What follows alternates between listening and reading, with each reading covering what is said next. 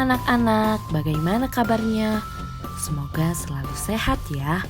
Jangan lupa loh, harus rajin belajar, oke? Hari ini kita akan belajar tentang interaksi manusia dengan lingkungan.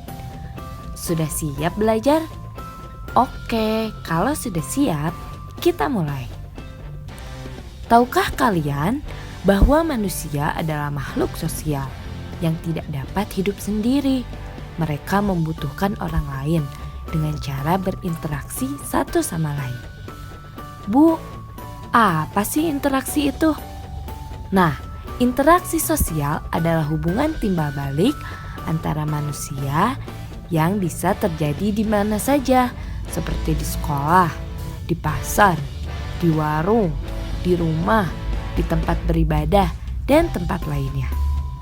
Anak-anak, interaksi sosial akan ada apabila ada kontak sosial dan komunikasi. Kontak sosial adalah hubungan kita dengan orang lain, dan komunikasi akan muncul setelah terjadi kontak sosial. Kontak sosial terbagi dua, ada yang secara langsung dan tidak langsung.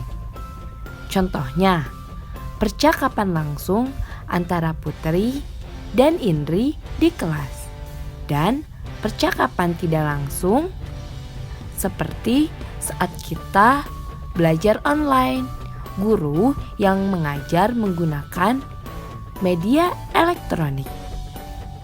Nah, anak-anak, interaksi sosial terbagi menjadi 3 loh.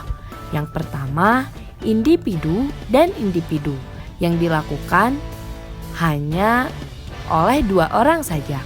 Contohnya, Cici dan Arti yang sedang bermain. Yang kedua, ada individu dengan kelompok. Contohnya, seorang guru yang sedang mengajar pada siswa-siswanya. Nah, di sini guru sebagai individu dan siswanya sebagai kelompok. Lalu, yang ketiga, kelompok dan kelompok. Contohnya, saat kita melakukan pertemuan dengan keluarga besar. Nah, kan keluarga ini kelompok ya. Ada keluarga dari paman, keluarga dari tante, dari wawa, dan akhirnya saling berkomunikasi. Anak-anak, manusia itu tidak hanya berinteraksi dengan manusia lagi loh, namun juga dengan lingkungannya. Manusia membutuhkan lingkungannya untuk kelangsungan hidup. Jadi, interaksi manusia dengan lingkungan disebut interaksi lingkungan hidup. Dan apabila manusia dan manusia disebut dengan interaksi sosial. Coba amatilah gambar berikut. Ada seorang nelayan yang sedang mencari ikan di laut. Itu adalah bentuk interaksi antara manusia dan alam secara alami. Nelayan berinteraksi dengan alamnya, yaitu laut.